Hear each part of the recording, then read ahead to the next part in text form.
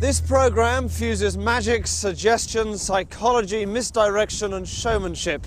I achieve all the results you'll see through a varied mixture of those techniques. At no point are actors or stooges used in the show. Blackpool, the Las Vegas of Britain, apparently. There's an epidemic of street crime reported in Russia where people are bemused into handing over their belongings to scam artists. I thought Blackpool holidaymakers would be perfect to try it on. Now, this worked on about 2/3 of the people I approached. Excuse me, mate. Sorry, you don't know where the pleasure beach is, do you? Pleasure beach. Is this whole area the pleasure beach, or...? No, just that end piece. It's straight down there, is it? Yeah. Okay, you don't... Straight down here, down the prom. Excellent. You don't mind me asking, do you?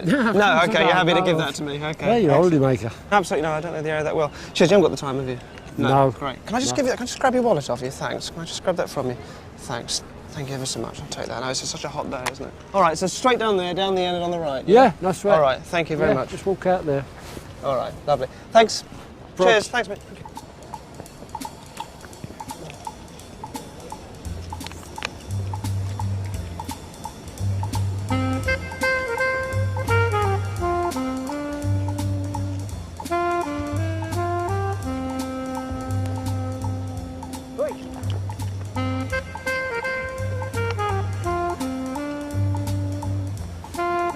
Oh, I'm so sorry. Can you give that back? This guy comes up and the next thing is I'm sort of minus a wallet.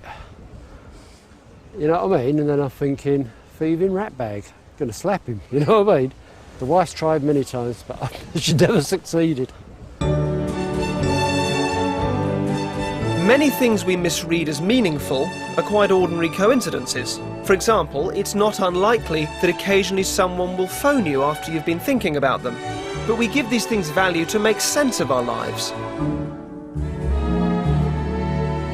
If you'd like to have a seat, Jane. Jonathan. Thank you. Thank you both very much indeed. Before we start, it's very important you have a playing card in your mind, all right? So I want this to be a free choice. So colour-wise, you've got red or black. So which would you rather have? Red. Red, which is diamonds and hearts. Any preferred suit out of those two? Hearts. Hearts, okay. And number-wise, so you've got between 1 and 10. But not 3, because there are 3 of us, but a number? 7. 7, okay, so 7 of hearts, all right? You happy to have that card in your mind as you do it? Yeah. Happy that was a free choice? Yeah. Okay, great. Jonathan as well, if you can think of the 7 of hearts as well for me. Excellent. You've got a deck of cards in front of you. Now, you'll notice I've been delightful enough to put these into new deck order so you can see that they're all there. Do have a look and check that they are indeed all present. Happy with that? Yep. Mm-hmm. Then I'd like you to gather up the cards for me and take them under the table and to shuffle them under the table as best as you can without dropping any. Please bear in mind, at no point during this am I going to touch those cards. All right? Those will now remain in your hands throughout all of this. Okay, great. While you do that, and feel free to stop whenever you like, I'm going to tell you 3 stories. 3 stories of coincidence. I promise you these are absolutely real. As far as I know, these stories did happen. Also, let me ask you, how long have you two been together for? 72 years. I think it's about 18 years. Is it 18 years? Yeah. It is that long? I'm doing it in dog years. The reason why I ask is that these stories also tie in with the idea of relationships and what goes on between people, all right? The first tale of coincidence, the first one of the 3, this was told to me by my flatmate, Stephen, who I live with in Bristol. And he'd been going out with a girl called Marie, and they were sitting on this park bench at a place called Brandon Hill in Bristol, looking up at a very starry sky. Marie said that she'd never seen a shooting star. So Stephen's like, well, we should wish for one, and they do. They're mucking around, but they wish for it out loud. And no sooner were those words out of their mouth than a big shooting star shot across the sky. And, you know, they're dumbfounded. You know, Stephen comes back and tells me this story, and he's almost in tears. And you think on the one hand, oh, that's amazing, and you love it, but on the, you're sort of also thinking in the back of your mind, well, yes, but aren't there shooting stars every 10 minutes, and you don't normally notice them? But you kind of don't want to say, well, it's just a coincidence, because it's coincidences like that that can absolutely make people fall in love that you could base a 10-year relationship on. I don't think for them it was. I think maybe he went down on her that night, but I don't think they ever saw each other again. But it's a lovely story. You've got the cards under the table. I'd like you to please reach in and pull out a card, turn it around, and put it back in so it goes in the wrong way. Does that make sense? Uh-huh. Yeah. So all the others are face up and one's going back in face down. Does that make sense? Have you done that? Yeah. Great, and then give them another little mix for me. The second story of coincidence, this is more amazing. It's absolutely true. Again, this was a guy who worked for a car repair service that we can't name, who was out in the middle of the night, and this is in the middle of nowhere, all right, fixes the car that he has to deal with, and is then walking back to his van. The car is now driven off, and he walks past a phone box, and the phone starts ringing in the box. So he's in the middle of nowhere, he goes in and answers it and picks it up, and it's his wife. And she's saying, oh, can you remember to pick up some bread and some milk on the way home? And he says, well, yeah, okay, but how did you know to ring this number? And she says, no, I just rang your new mobile number. And he's like, no, you just rung a phone box in the middle of nowhere. And she says, no, I called. And she gets this bit of paper. And she realises she hasn't called his mobile number. What she's done, weirdly, she's got his payroll number written down, and she's called that number instead of his mobile number. And his payroll number just happened to be the number of a phone box, which also happened to be the same phone box he happened to be walking past at that time. It's amazing. And it really is difficult to dismiss that just as a coincidence, because it's easier somehow to believe, emotionally certainly, that people in some sort of relationship, when they're in love or together, maybe some communication goes on between them which the rest of us don't get in on somehow. All right. So you've got the cards under the table. You've got one card around the wrong way. Yep, one card around the wrong way. Please do give them another little mix so you know they're all shuffled. The third tale of coincidence, I'm not going to tell you, but I'm hoping that you'll be telling everybody this story tomorrow. The card that you've both been thinking of, it was the... Seven of Hearts. The Seven of Hearts, was that right? 7 parts it was, yeah. We'll just bring the cards out from underneath, put them face up on the table. And if you just face up, that's right. Just, I don't want to touch them, just spread them out. You should each have a card face down. Just give them a good spread. Do you want to just find that card? Oh, there it is. Yeah. And if you just want to move that forward and move that forward for me. Oh, that's mine. Excellent. Want to turn that one over, Jane? Sure. Wow. Oh my God. Big moment. Come on. No. Through love, you and me. No. That's extraordinary. Thank you very much. Thank you. Oh. A pleasure. Wow, fantastic. I'm so startled. I could not begin to imagine, and I can only assume that Derren has some sort of Because special normally the powers. card is forced on you in some way. When people, Yeah. they hold out the cards. I don't know how they do even that, but you know they force it on you in some way. The fact that the deck of cards never left my hands. Never under left the table, then under her hands. I don't know how he did it. I'm amazed. I don't understand. When I had to turn my card over, I still, up until the moment when I turned it, still didn't think it would be the Seven of Hearts. I kind of knew it probably would be, because I know how good Derren is. I don't know how he does it, but at the same time, every logical fibre of my being was saying it cannot possibly be the Seven of Hearts because you shuffled them. And the fact that we both completely had free will in turning in the card that we turned over, and you chose via free will. Probably a microchip in it. Yes, that's how he does it. It's covered in honey.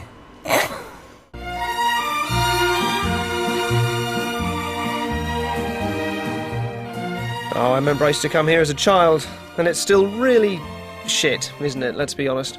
But I couldn't leave without visiting the pleasure beach and playing a fairground game with the tourists, where, who knows, one lucky lady might even win a finger ring from me. Your name is? Angela. Angela, very good to meet you. And? Georgie. Georgie. Excellent, okay. Will you have a look at that for me? Empty ring box, and a ring box. Yep. And this. A ring which we borrowed from a jeweller's not too far around here. It's worth £2,500. It's an 18-carat white gold ring with a diamond on the top. This is a genuine, very nice, expensive ring. Got to play a little game involving this ring. Right. You may win the ring during the course of the game. If that happens, you'll understand that you win the ring, which is great, but we have to give £2,500 to the jewellers that we got this off. So, in the nicest possible way, the idea of this for me is that you don't win the ring, if that makes sense. Yeah. Yes, Okay. Can I borrow that? Yes, sir. And the other two, I'm going to keep empty. Thank you. Mix them up so you don't know which is which. Right back.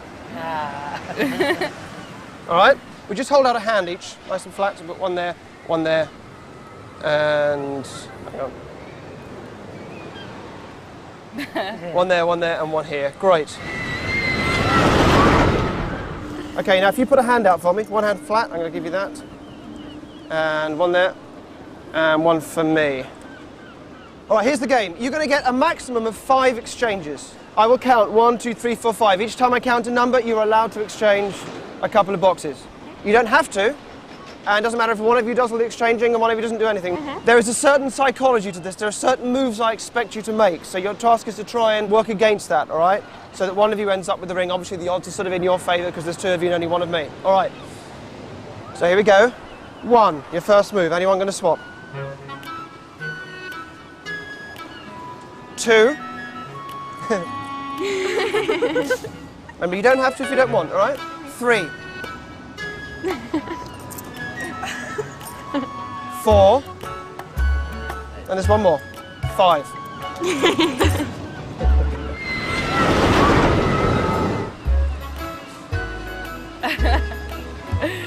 3. I'll stick. 4. I'll stick. 5. Sticking as you are? Yeah. All right, excellent, okay. Sophia, yes? Yes. Can you open your box? No ring, let's just show the camera. So that's 1 down. I'll put that away, I'll get rid of it, all right? No, I was telling. Before you look, I I'm was going to offer telling. you a chance if you want to change your mind, okay? Okay. I wouldn't normally do this, I'll give you a clue. The clue is, you're wrong, it's in this one here. Okay. All right, that was your clue. You don't have to believe me, but let me explain. Probably by me saying it's over here, you wouldn't believe me. In fact, why would you believe me? Because why would I tell you where the ring is? Now that means I could say it's here just to make you want to stick with that one even more. So you might think I'm saying it's here just to catch you out and make you stick with that one. If you think I'm doing that, catch me out and go for this one, yeah? Okay. Or if you think I'm just being honest and telling you the truth, it's still there. Okay. Do you want to change? Yeah. You do want to change? Sure? Yeah. Okay, open the box. Can't believe you fell for that one. Excellent, fantastic. Let me get rid of that. Which of course leaves me with the ring. Thank you very much. I thought, is he like saying that so I give him the box, or is he saying that so I keep it? I don't know. And Sophie was going, keep it, keep it. Angela, yeah? Yeah. Open the box. Okay, nothing. I'm going to show the camera. All right, bad luck. Hang on a minute. Oh, sorry.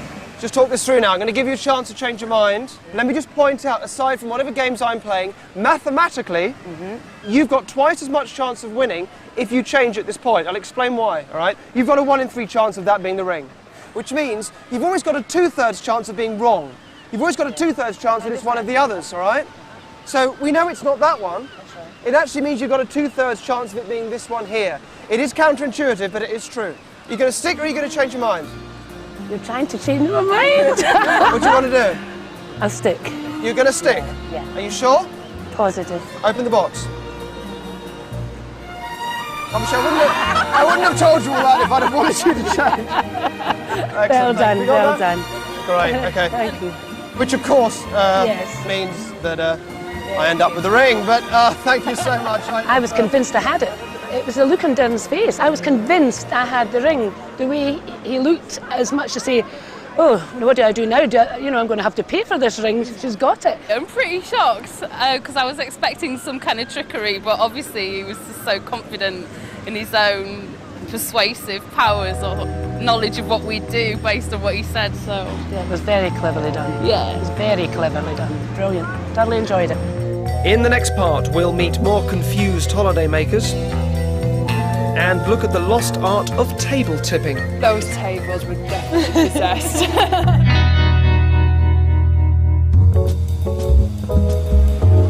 Excuse me, do you know which way the actual pleasure beach is, the fun fair? The pleasure beach. I'm not really from round here. I think if you're for the main one, if you follow down, just go down this road here. Yeah. Keep going, and it's on your left-hand side. So it's somewhere basically down there. it is down there. Yeah. 'Cause that's the tower, isn't it? But it's you don't mind me asking, do you? No. No, you're happy no, to give that to like- me. Okay, so it's down there. No. Great. All right. Sorry about that. Cheers. Thanks ever so much.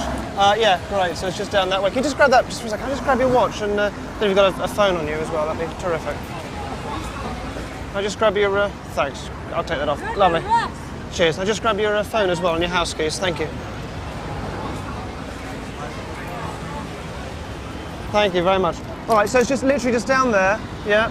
Lovely. I'll grab that. So it's straight down there and. Keep going on your left-hand side as you go further down the road there. All right, lovely. Thanks ever so much. Cheers, mate. Thanks. Thank you. You're fine. Thank you.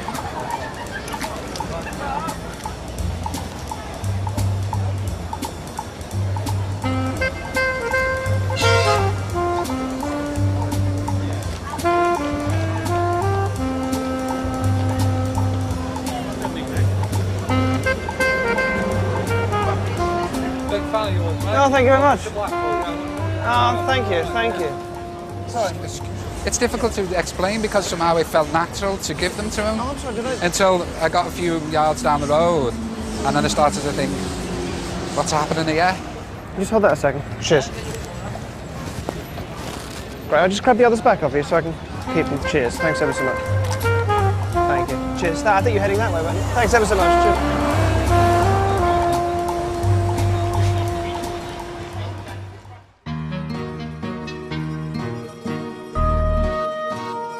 The Winter Garden Ballroom was built in the late 19th century, and it sits amongst Blackpool's lights and faded glamour. That's over 100 years of dance and movement experienced in this space. Some people think this energy can be retained in the very fabric of a building, so we invited some local dancers and their friends to try and tap into this imaginary force. Thank you very much for coming.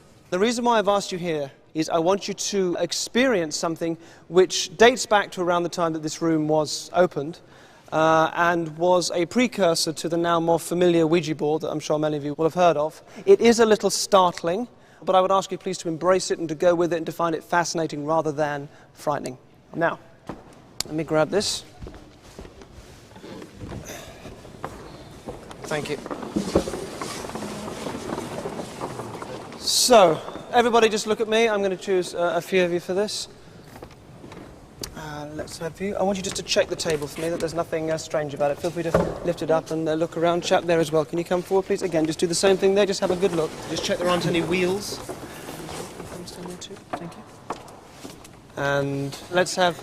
Yes, you, if you can stand there. 1, 2, 3, 4, and 5. Can I ask you to come forward? Great. What's your name? Sarah. Sarah? Sarah. Shh. Yeah, you'd be great. Thank you. All right, let me explain what I want you to do. First thing I'd like is for everybody else to form a circle around me, all right? It's a wide circle, so give these guys here some space. Just form a circle right the way around me. Quick as you can, please. All right, in a moment, I'm going to ask you guys here to place your hands on the table, all right? Fingers and thumbs, everything in contact on top, all right? Now, you've had a look at the table, you're happy that's just an ordinary table, and I haven't prearranged anything with you. No, none of you are actors or stooges. The same for all of you. Nothing's been prearranged with any of you, correct? All right, the rest of you. I need you to put your hands by your sides and just relax, and I want you all to take a deep breath in. And then let it out. And I want you all to look at the table. I want you to imagine, as you look at it now, I want you to get a sense of a life force, all right? An energy, a power, whatever you want to call it, that you create as you look there at the table. I want you to push that energy across the room from where you're standing into the table. Imbue it with that life force, give it that life force. This is one of a handful of places, this room, where this phenomenon can occur. But you must concentrate. And I want you to place your hands on the table as I showed you now. Do that now. Place your hands on the table. Now you don't need to press, just a gentle laying of the hands there on the table. Good. Now you can relax your breathing as you focus on the table. As you notice the life force in the table, it will start to move. This is strange. When it happens, you're just going to go with it. Everybody else just focusing on the center of the table too.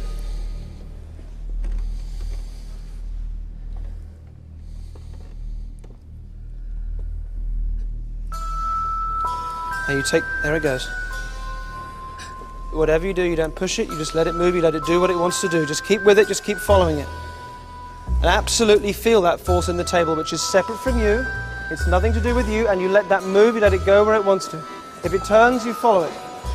You don't push it, you don't pull it, you don't do anything, you just follow it as it picks up speed.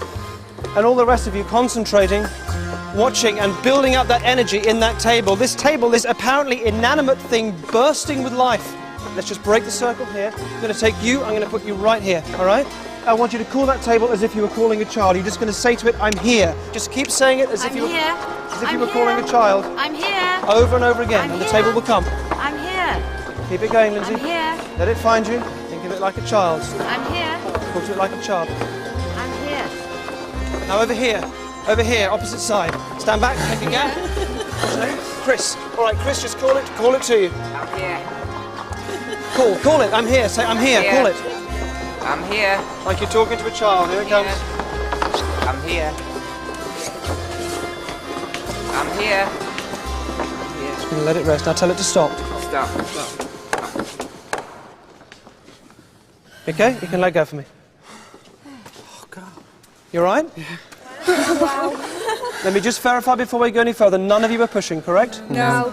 Nobody was pushing? No. If you were, say so, be honest. No? All right. Everybody else, now you want to all grab a table. There are some around the side here. 4 people to a table. If you all want to grab one and arrange the tables in a circle. Excellent. Do you want to come put that one here for me? All of you just take a moment. All the tables in place? All right. Turn and face your tables. Have a look at the centre of your table. Take a deep breath in now. Just get that life force in the table. Just see it there in the table and out. And place your hands on the table now. Okay. Keep your eyes focused on the centre of the table. Just start to feel it moving through the table. When it goes, you must just follow it. It is odd, but when your table comes alive, you must just move with it and you must just follow it. Let it go wherever it wants to go. It's starting off over here, great, that will start to spread around the group. As soon as you feel it go, you must just let it go. As soon as you feel it. You might find it turning or tipping, that's great, doesn't matter if you bump into other people. There it goes, it spreads around, getting faster. And faster. And just wait for it and start to feel it. It'll take you by surprise, that's what happens, all right? Doesn't matter if you're the last person to move, doesn't matter if you're the last table to go. Let them have a life of their own, you just follow them. Let them take you where they want, the table alive between your fingers. If it falls over, you just pick it up, it'll carry straight on. Excellent, great, you're going. Just keep in contact with it.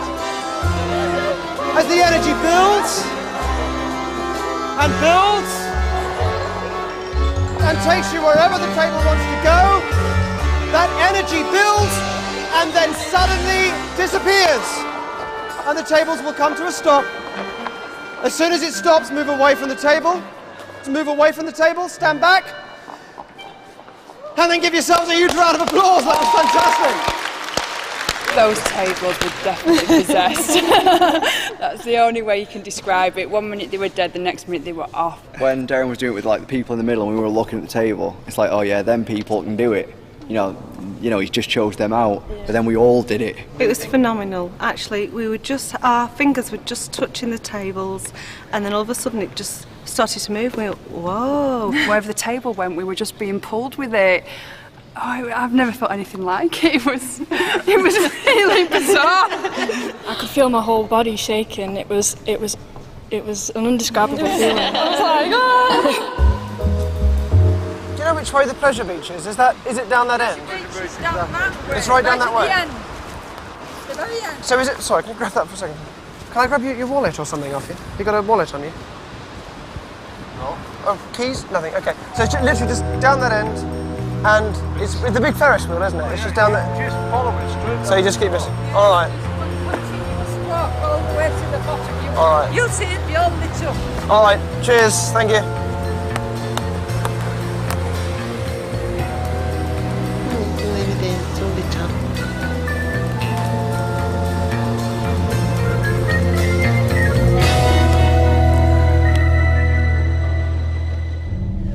In each episode of this series, I will offer an applicant a blind choice of either a pleasant experience, a treat, or a darker trick.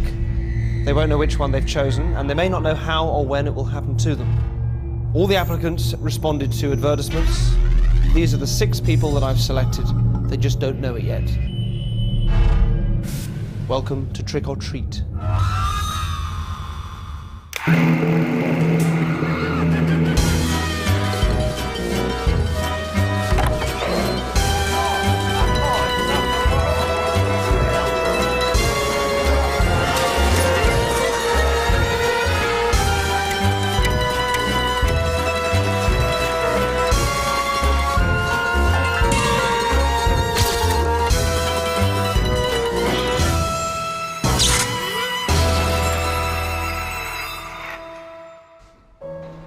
Tonight's applicant is Ishani, a 21-year-old student who lives in London.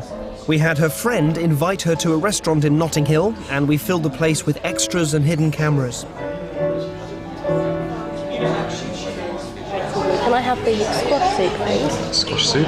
Followed by the spinach and ricotta. Right.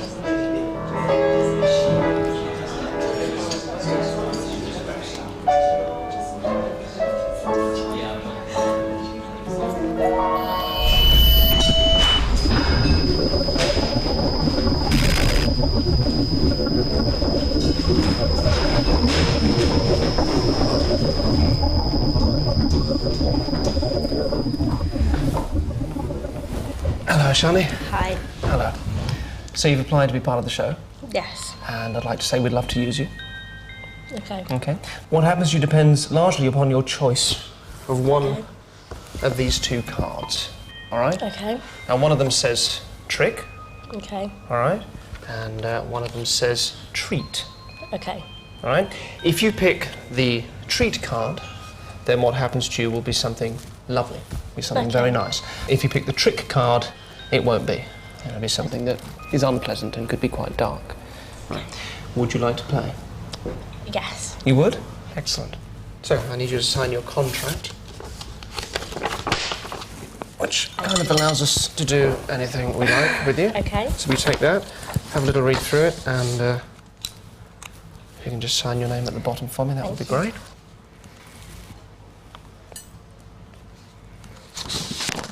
Just at the bottom would be lovely, thank you. Made me really shaky. Lovely, thank you so much. Lovely signature.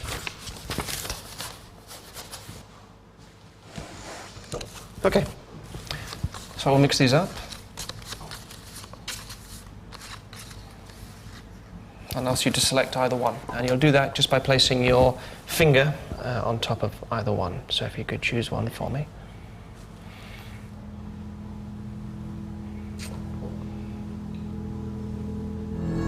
Okay, thank you very much. No, that's terrific. Lovely. Well, you can expect a phone call in the next couple of weeks. Okay. There's your plate back. Thank you. Thank you. Thank you very much.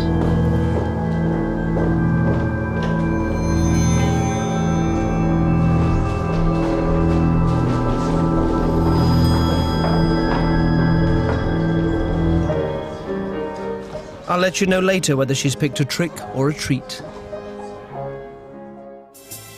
Now, I've always been a big fan of Pop Idol, so I was very excited to learn that Simon Callow had agreed to come on the show.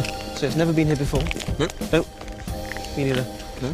There was a stately home, now used primarily as an art gallery. Yeah, beautiful.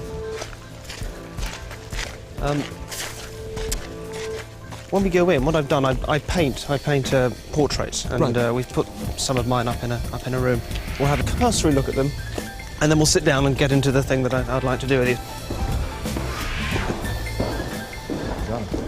So, awesome. These are they. Oh, fantastic. I love you. Awesome.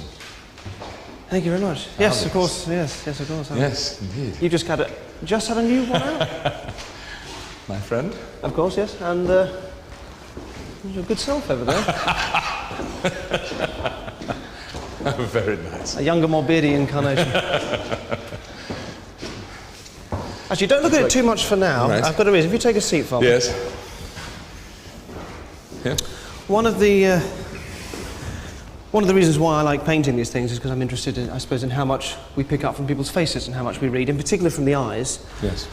Because there's so much that we read from a person and pick up at an entirely unconscious level, just purely from the eyes. And what I'd like you to do is to look at mine, and I will look at yours, and I'm going to try and transmit something to you, which will be a word. I'm going to ask you to sort of relax a bit and put your hands by your sides. Thank you. So it's a word that I'm thinking of, which I'm going to try and send to you. It is 4 letters long. All right? It's not a rude word. It is 4 letters long. And very important that at the moment we just verify that I haven't, until this point right now, given you any indication what we're going to be doing today at all. None. So I haven't asked you to consider any words, nor asked you to or put any words in your head, or anything like that at all. No. Great. Okay. It's important these things happen right now as we're talking. Good.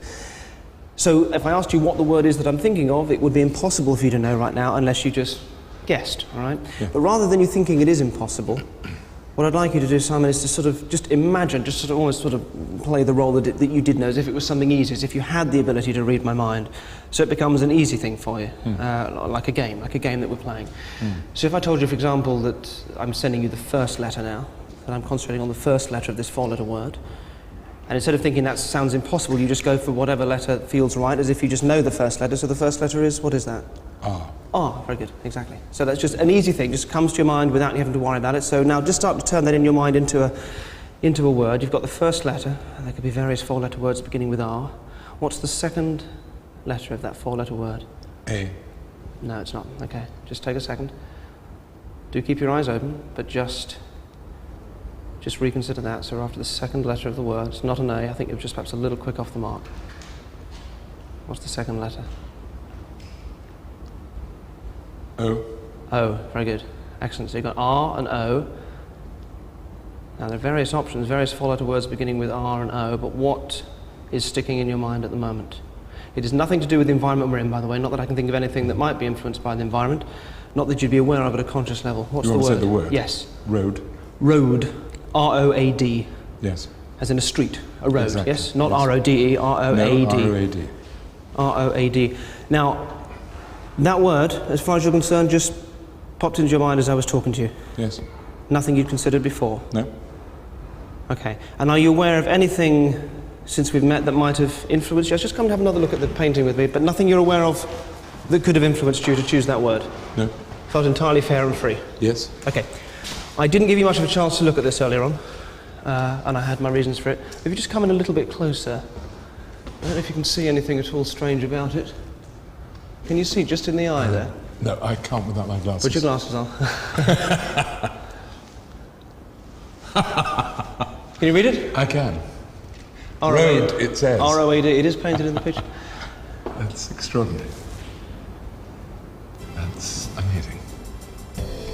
And when you saw the picture just as you came in, you weren't consciously aware of... You shouldn't... It's so faint. No, you didn't even... Exactly. So you wouldn't have been able to read it.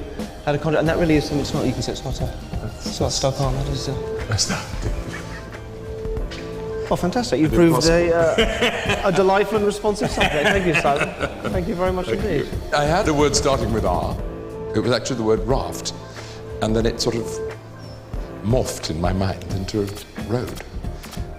He couldn't have got up and done it, for example, since I uttered the word. No, no way at all.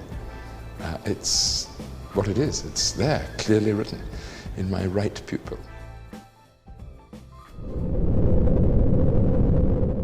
I have Ashani come to meet me so that I can tell her what's in store for her. I know from talking to her that she lacks confidence and is becoming disillusioned with her college work. This will form the basis for her trick or treat. I'm very up and down with it, between getting really inspired and really defeated. I need her to forget everything she's learnt so far about her own abilities. I can then start to rebuild her confidence and create a real positive state in which she believes anything is possible. Becomes something very powerful. Can you play the piano? Basic. Okay. Would you try to embarrass yourself usually by giving us a sort of shot? Go on.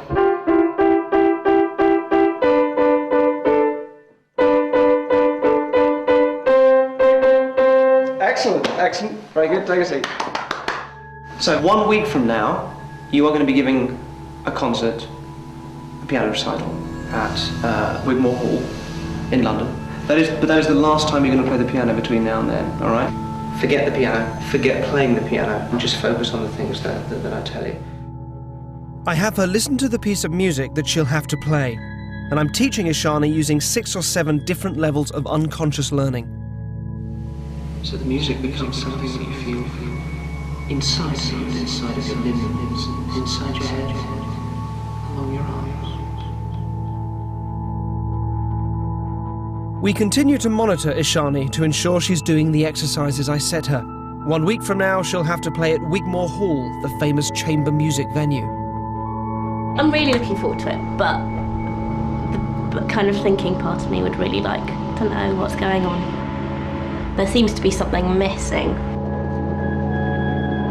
After the sessions with Derren, I don't really remember that much. I don't really think about it. I really haven't discussed it with my friends. I suppose they're slightly concerned but I'm spending hours with a crazy mind control guy and I don't remember what's happening.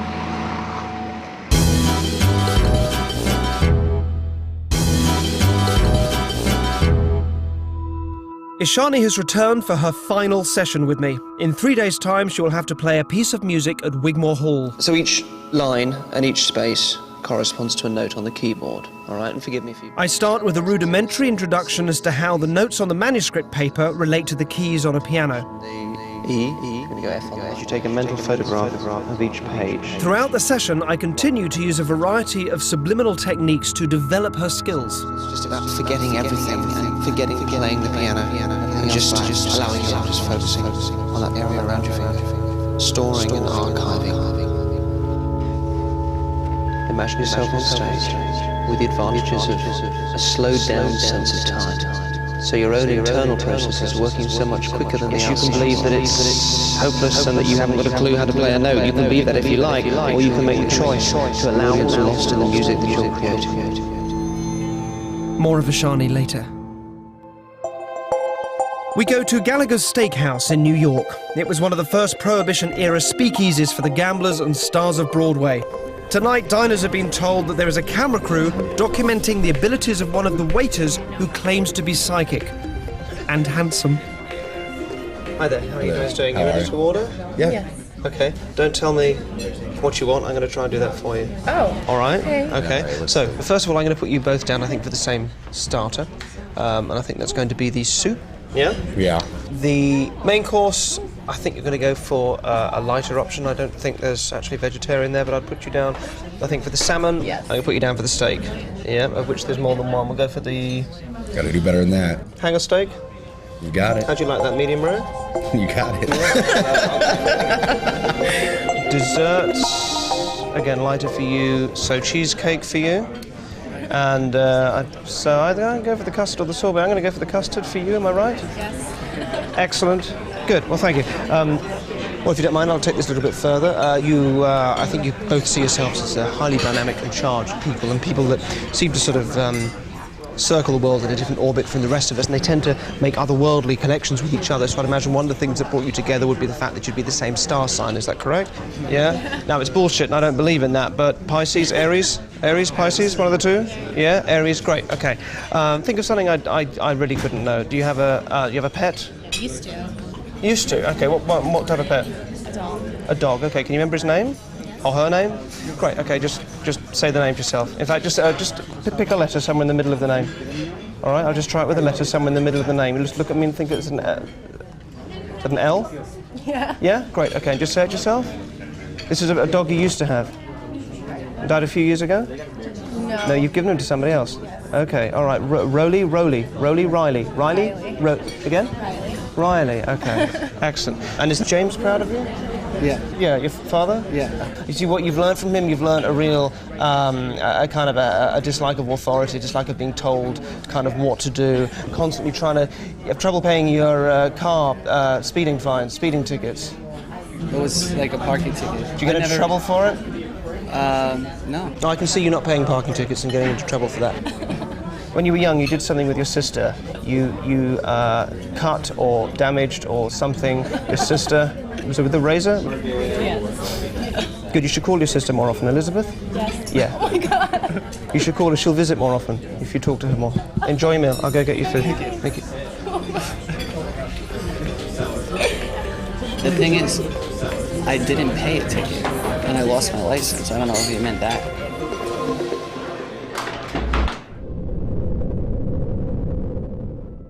It's the morning of the piano recital, and my first session with Ishani was only just over a week ago.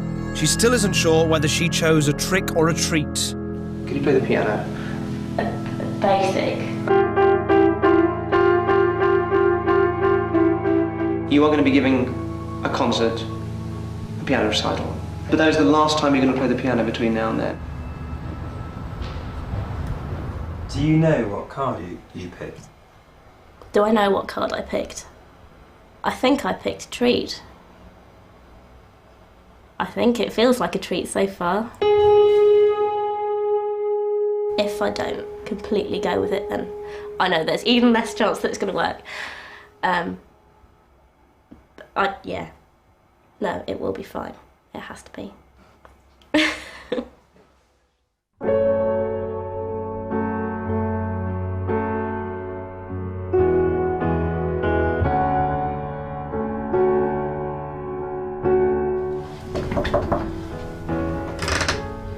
Hey, hello, decent? Yeah. Okay, we're just going to come down and have a quick look at this. You look amazing. Thank you. Look amazing. How are you feeling at the moment? All right, a bit shaky. Okay, yeah, you seem a bit less confident than... Yeah, it's kind of deteriorated slightly since I last saw you, I think. You'll be fine. Let's go down and have a look at the stage.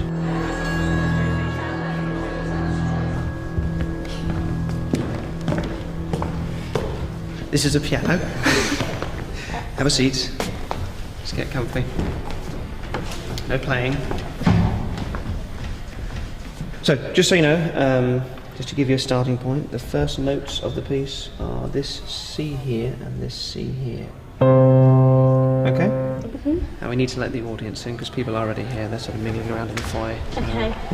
It just seems insane. I think but either me or Derren or both of us are insane. Ishani is one of 3 pianists performing today, and we've made sure she goes on first in the concert.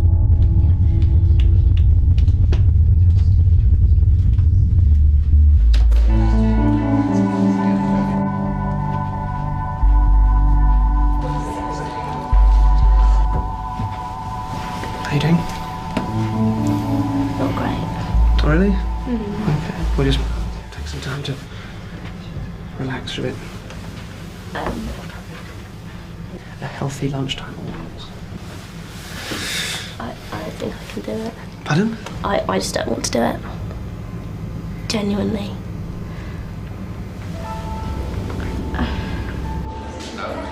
That nervousness, that adrenaline will, you know, it will aid your performance. You'll be fine. Just trust it. Sit down. Start playing. It'll all come. This is a sophisticated lunchtime audience who regularly attend recitals and are used to a very high standard of playing.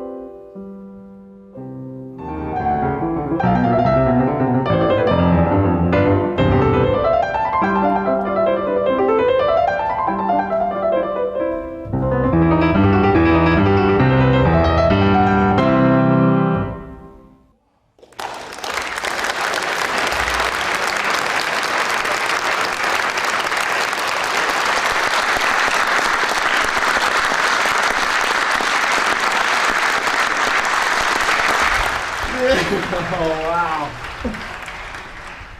That was amazing. Thank you. How are you doing?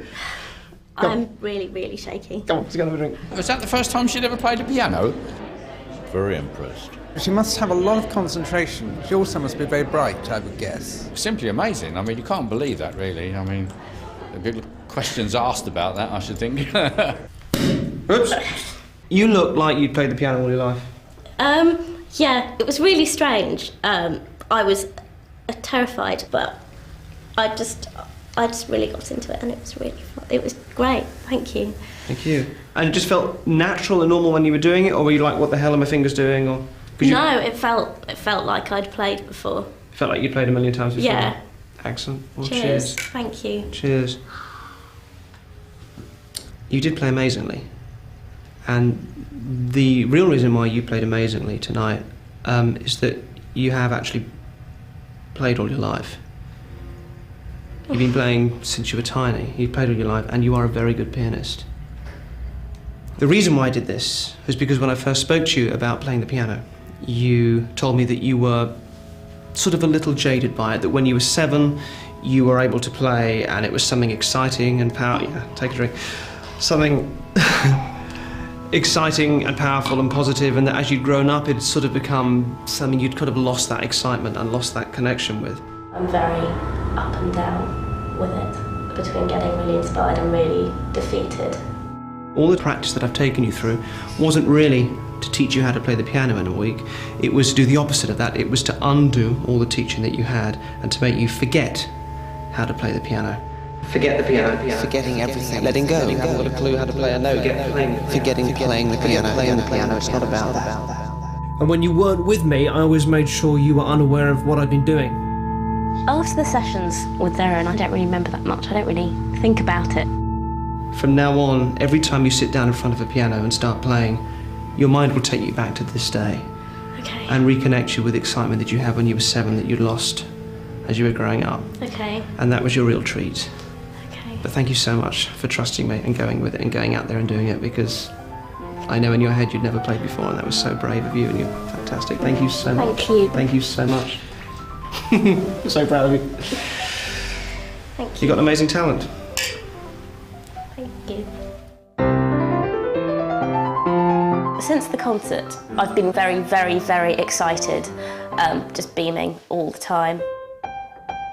The experience has made such a big difference. I had an exam quite recently, and I got the result, and it was much better than I had expected. It's definitely been seen as a positive thing by my tutors.